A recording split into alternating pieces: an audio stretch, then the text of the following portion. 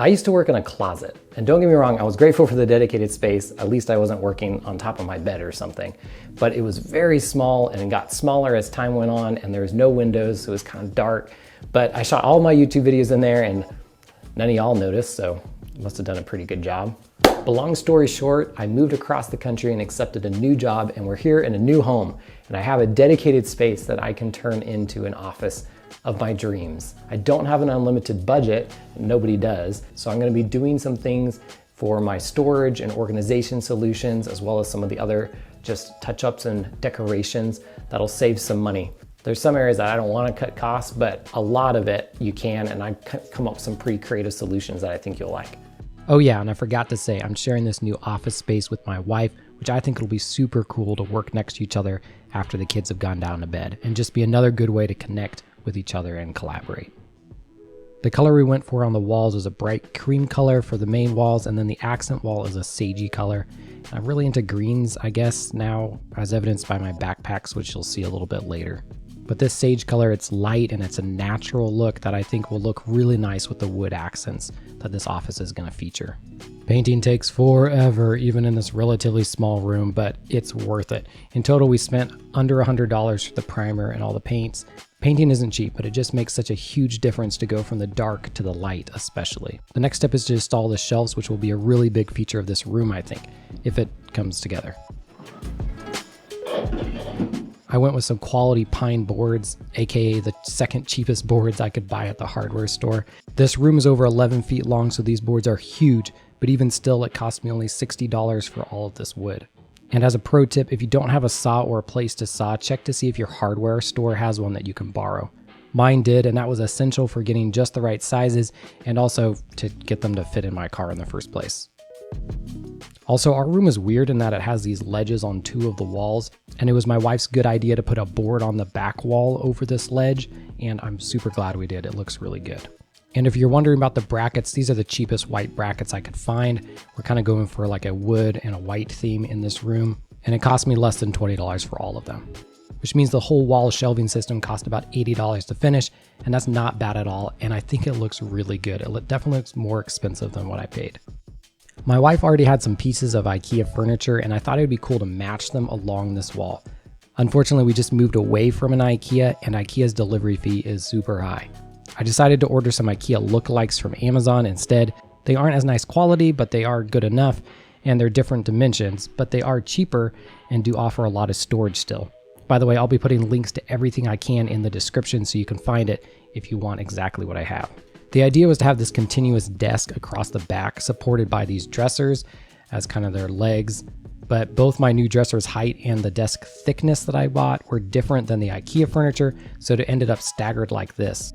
And I thought about being lazy and leaving it like that, but then my wife came in and looked it over and said, no, we have to find another way, and I'm glad she did, because in the end we came up with this idea to use some spare pieces of wood and attach them as legs underneath my shorter Amazon dressers to match the height of the IKEA dresser. And now this is looking much closer to what I imagined in my mind. Now it was time for the showpiece of the whole room and my main working desk. FlexiSpot was kind enough to sponsor this video and provide their E7 standing desk with white legs and a bamboo top, which is going to look amazing in this room. After being spoiled with a standing desk at work, I cannot go back to not having one. And if you're someone who works at a station a lot, having the ability to stand at the proper height and then sit at the proper height for your body size is a game changer and makes a huge difference in how your body feels at the end of the day. My last standing desk was a cheap one I bought at some office refurb store, and while it worked, it was kind of broken in some ways. Glad to have a nicer one, and this is definitely an area that I would spend money. For a standing desk and a nice chair, it really matters, especially if you're somebody who has to work at a station a long time. The control pad on the FlexiSpot E7 standing desk was also super simple to get used to and program my standing and sitting heights in there for quick one-click adjustments. The desk is extremely stable even in the higher positions with these heavy all-metal legs and tight tolerances. You don't have to worry about a camera flying off the edge just because you leaned on it or bumped it.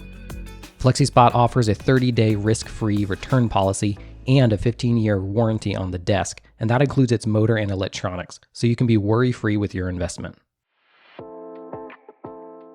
And now with that done, we're ready for some organization.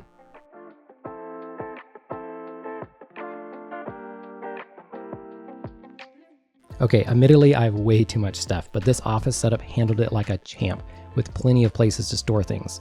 A lot more than my old corner of the closet that I was in before. And now in rapid succession, here's some cheap photography gear organization hacks for you. These are bamboo water bottle holders, and they hold 9 normal lenses or even more smaller lenses, and they look super clean. You can hang your tripods using adhesive broom hooks. I paid $10 for 4 of these. They work really well and can even hold my big, heavy Manfrotto. For my backpack, coats, headphones, or whatever, I bought these wood minimalist coat hooks. It was $12 for all 4, and they mount really easily.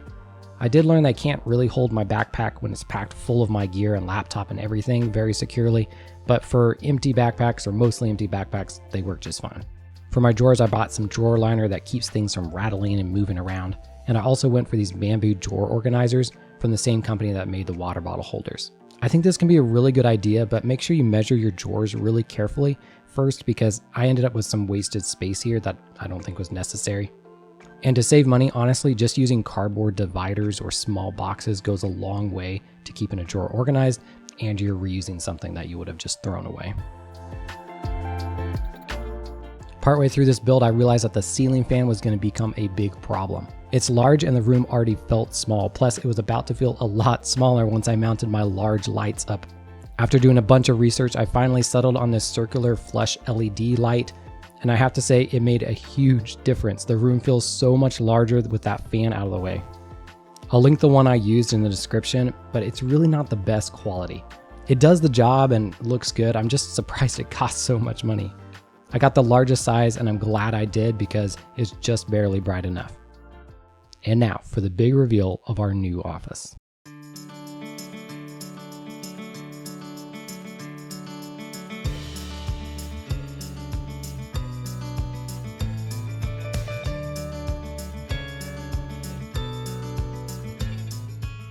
We started with a fairly normal looking room and ended up with a beautiful new office space that I am super excited to create in. Create videos, create photos, watercolor, and spend time with my wife. Our little creative oasis from the kids. And if you want to know the story behind all these old cameras, check out this playlist here. I'll see you over there, and until next time, happy snapping.